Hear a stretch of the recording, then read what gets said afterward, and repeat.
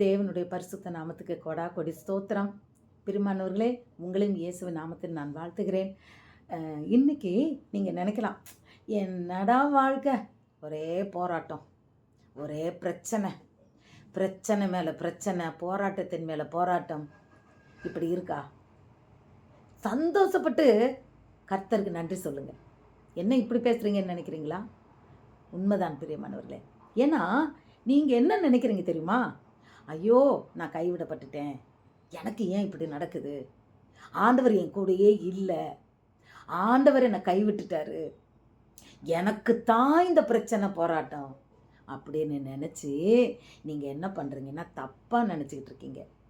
இல்லை, யோபுக்கு பார்த்தீங்களா, ஆண்டவர் அந்த சத்துரு ஆண்டவரோட கேட்டு அவன் பிரச்சனை, அவனுக்கு வந்த பிரச்சனையும் போராட்டத்தையும் மாதிரி வாழ்க்கையில் ஒருத்தருக்கு கூட இது வரைக்கும் வந்ததில்லை. நான் உண்மையாக சத்தியம் அடித்து சொல்லுவேன், அவனுக்கு எப்படி நடந்தது, ஒரே நாளில் அத்தனையும் போச்சு. அது மட்டும் இல்லை, அத்தனை பிள்ளைங்களும் செத்தாங்க, வீடு வாசல் எல்லாம் டோட்டலாக காலி, சாப்பிட்றதுக்கு அடுத்த வேலை சோறு இல்லை, எல்லாமே முடிந்தது, எல்லாம் முடிந்தது. நமக்கு அப்படி இல்லையே. ஆனாலும் அந்த பிரச்சனைக்கு அப்புறம் என்ன நடந்தது? 2 மடங்கு ஆசீர்வாதம். ஏன்னா அவர் நம்பி இருந்தார், நான் என் மாமிச கண்ணால் நான் பார்ப்பேன் அப்படின்ற நம்பிக்கையோடு இருந்தார். பிரியமானவர்களே, கிறிஸ்தவ வாழ்க்கை என்பதை நம்பிக்கையின் அஸ்திவாரத்தில் தான் இருக்கு. போராட்டம் நடக்குது, நீங்கள் என்ன நினைக்கிறீங்களோ அது தப்பு. ஏன்னா கர்த்தர் உங்களோடு தான் இருக்கிறாரு, பக்கத்திலே தான் நிற்கிறாரு. இல்லைன்னா இன்னைக்கு செத்து போயிருப்போம், அழிஞ்சிருப்போம். ஆனால் இன்னைக்கு நம்ம நிற்கிறோம், நம்ம உயிரோடு இருக்கோம், சாப்பிட்றோம், படுக்கிறோம், தூங்குகிறோம், ஆரோக்கியமாக இருக்கும். அப்படியே வியாதியாக இருந்தாலும் நம்ம சாகலை, அவர் நம்ம கூட இருக்கிறார். ஒருத்தன்ட்ட சொன்னாராம் ஆண்டவர், நீ பயப்படாதப்பா, நான் உன் கூடயே தான் வர்றேன்னாராம் அவன் பேசும்போது. அப்போ அவன் சொன்னானா, நீங்கள் என் கூடயே வர்றீங்க? ஆமாப்பா, நீ எங்கே போனாலும் நான் உன் கூட தானே வரேன்னாராம். சரின்னு சொல்லிட்டு அவன் என்ன பண்ணியிருக்கான், ரொம்ப ஒரு கஷ்டமான பாதையில் போயிருக்கான். கஷ்டமான பாதையில் போயிட்டு அவன் ஆண்டவர்கிட்ட ஜெபம் பண்ணானா, ஆண்டவரே நீர் பொய் சொல்கிறீரு, கடவுளை பார்த்து சொல்லியிருக்கான், இயேசுவை பார்த்து, தேவனை பார்த்து சொல்லியிருக்கான், நீ பொய் சொல்கிறீரு, நீர் சொன்னீரு நான் கூடவே தான் வருவேன்னு. ஆனால் பாருங்க, நீங்கள் கூட எங்கே வந்தீங்க? நான் தனியாக தானே மட்டும் நான் வந்திருக்கேன், உன் கூட தான் நான் நடப்பேன்னு சொன்னால், நான் அவ்வளோ தூரம் நடந்து வந்தேன், நான் திரும்பி பார்த்தேன், என் 2 கால் மட்டும்தான் இருக்குது. நீங்கள் கூட வந்திருந்தா உங்கள் காலும் தானே இருந்திருக்கணும். அப்படி என் கூட ஏன் நடந்தீங்கன்னா இன்னொரு ஃபுட் ஸ்டெப் இருக்கணும்ல ஆண்டவரே. ஆனால் அது இல்லைல்ல, நீங்கள் என்னை தனியாக தானே விட்டுருக்குறீங்க அப்படின்னு, நீங்கள் என்னை கை விட்டுட்டீங்க அப்படின்னு சொன்னானோ. அப்போ சொன்னாராம், இல்லைப்பா, அந்த கால் தடம் நீ நடந்தது இல்லைப்பா, நான் நடந்தது. ஏன்னா நான் தான் உன்னை தோளில் தூக்கி சுமந்து நடந்தேன், உன்னால் முடியலைல்ல, நான் தான் தூக்கிட்டு வந்து இங்கே இறக்கி விட்டேன்னாராம். பார்த்தீங்களா? அப்போது தூக்கி வச்சிருக்கேன்றாராம், இறக்கி விட்டேன் இல்லை, நான் தூக்கி வச்சுருக்கேன், உன்னை நான் தூக்கி சுமந்துக்கிட்டு இருக்கேன்னாராம். ஹல்லேலூயா. பிரியமானவர்களே, உண்மை, இது சத்தியம்.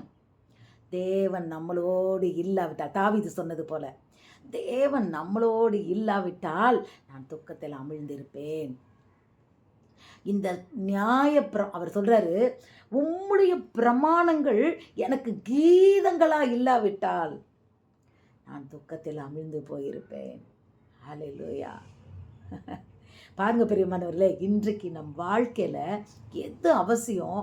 கர்த்தருடைய சத்தியம், வார்த்தைகள், அவருடைய வாக்குத்தத்தங்கள், அவர் பேசுகிற வார்த்தை, நியாயப்பிரமாணங்கள், நீதி, நியாயம், கட்டளைகள், கற்பனைகள், இவைகள் தான் நமக்கு, அதுதான் நம்மளை தூக்கி சுமக்கும். அதன்படி நம்ம நடந்தோம்னா கவலையே கிடையாது. கவலைப்படாதீங்க. பிரச்சனை வரலாம், போராட்டம் வரலாம், கர்த்தர் நம்மளை அவர் கரத்தில் வச்சிருக்கிறார். இந்த நம்பிக்கையை மட்டும் ஒரு நாள் வீண் போக்கிறாதீங்க. இன்றைக்கி நான் நம்பிக்கைன்னு ஒரு வீடியோ போட்டிருக்கேன், அது ரொம்ப அருமையான ஒரு வீடியோ, நீங்கள் பாருங்கள். நம்பிக்கைன்னு ஒரு வீடியோ போட்டிருக்கேன், இன்றைக்கி இனிமேல் போடுவேன், பாருங்கள். இன்றைக்கி போடாட்டாலும் நான் நாளைக்கு போட்டேன்னா அதை பாருங்கள். உண்மையில் பிரியமானவர்களே, நாம் எத்தனை போராட்டங்கள் வந்து அது நல்லதுன்னு சொல்லுங்க. சத்துரு வெட்கப்படுவான். அவன் சி இவனுக்கு எதுவுமே பண்ண முடியலடா அப்படின்னு போயிடுவான். ஏன்னா யோபுட்ட எவ்வளோ டெஸ்டிங்க்கு வந்தான், அவன் தான் தோத்து போனான். இயேசுநாதர்கிட்ட வந்தான், அவன் தான் தோத்து போனான். வரட்டுமே, பிரச்சனையை கொண்டு வரட்டுமே. என்ன நடந்துச்சு? நாம் ஆராதிக்கிற தேவன் ஜீவனோடு இருக்கிறார். நம் நம்பிக்கை ஒரு நாளும் வீணாகாது. அவர் பெரியவர். அவர் யோனாவிலும் பெரியவர், சாலமோனிலும் பெரியவர், தேவாலயத்திலும் பெரியவர். மீனை அந்த இவனை யோனாவை தண்ணிக்குள்ளே தான் தூக்கி போட்டாங்க. மீனுக்கு கட்டளை இட்டு உயிரோடு காப்பாற்றி கொண்டே கரையில் விட்டார்ல. சொல்லுங்க, பிரச்சனை வந்தாலும் தேவன் நம்மோடு இருக்கிறார். அவர் யெகோவா ஷம்மாவாக இருக்கிறார். ஹல்லேலூயா. இந்த வார்த்தையை இயேசு தான், ஆண்டவர் தான் சொல்கிறார். இயேசு இது கர்த்தர் தான் சொல்கிறாரு. என்ன சொல்கிறாரு? நான் ஜனங்களை எருசலேமை நான் மறுபடியும் நான் திருப்பி கட்டுவேன்னு சொல்லிட்டு அப்போ சொல்கிறார், பாபிலோன் நகரத்தை நான் திருப்பி எல்லாவற்றையும், அதாவது அவங்ககிட்ட சிறைப்பட்டு போன எல்லாத்தையும் மீட்டு கொண்டு வந்து நான் அழகாய் நான் இருந்து நான் கூட இருப்பேன்னு சொல்லிட்டு இது யெகோவா ஷம்மான்னு பேர் வைங்கன்றாரு. ஆம், நம் தேவன் யெகோவா ஷம்மா நம் கூடயே இருக்கிறார். பிரச்சனை வந்தால் நீங்கள் ஏன் பயப்படுறீங்க? அதை அவர் பார்த்துப்பார். நீங்கள் உங்கள் வேலையை பாருங்கள். உங்கள் ஊழியத்தில் தொடர்ந்து போய்கிட்டே இருங்க, கவலைப்படாதீங்க. ஆனால் என்றைக்கும் உண்மையிலிருந்து விலகிறாதீங்க. என்னால் இது முடியலப்பா, இல்லைப்பா, என்னால் இந்த உலகத்தில் உண்மை பேசாமல் வாழ முடியலப்பா, ஐயோ இல்லை நான் செத்துருவேன் நினச்சி போயிடாதீங்க. என்னால் உண்மையாக இருக்க முடியலன்னு நினச்சி பாவத்துக்குள்ளே விழுந்துடாதீங்க. இல்லை, சத்துரு கொண்டு வருவான், தந்திரமாக வருவான். இல்லை, நம்பிக்கையோடு போராட்டம் நன்மைக்கே. அதன் முடிவில் நம்ம என்ன செய்வோம்? ஆசீர்வதிக்கப்படுவோம். ஏன்னா இந்த போராட்டம்ன்றது நம்மகிட்ட தான் கூட தான் நிற்கிறார். அன்றைக்கு 3 பேரை கொண்டுட்டு போய் சாத்ராக் மேஷாக் அபேத்நேகோ கொண்டு போய் அக்கினியில் விடும்போது 4வதாய் அவர் இருந்தார். அவருடைய முடி கூட அவங்களோட முடி கருகலை. அந்த ட்ரெஸ்ஸில் அக்கினி வாசம் வரலன்றத வேதத்தில் நீங்கள் உண்மையிலேயே படித்து விசுவாசம் உள்ளவர்களாக இருந்தீர்கள்னா இன்றைக்கி பிரச்சனையின் மத்தியில் என் கூட ஆண்டவர் தான் இருக்கிறார்ன்றதை நம்புவீங்க. பிரச்சனை நல்லதுன்னு சொல்வீங்க. ஏன்னா அப்போ தான் தேவநாம மகிமைப்படும். நம்ம வாழ்க்கையில் போராடி ஜெயிச்சு வரும்போது தேவனுடைய நாமம் மகிமைப்படும். அதனால நம்ம பாடு அனுபவிப்பதனால கர்த்தருக்கு ஸ்தோத்திரம் சொல்லுவோம். ஏன்னா அவருடைய நாம மகிமைப்பட போகிறது. ஹல்லேலூயா. பாடுகளை சகித்தால் சந்தோஷம், பரலோகம் போகலாம். கர்த்தர் நம்மோடு இருக்கிறார். பிரச்சனைகளை கண்டு பயப்படாதீங்க.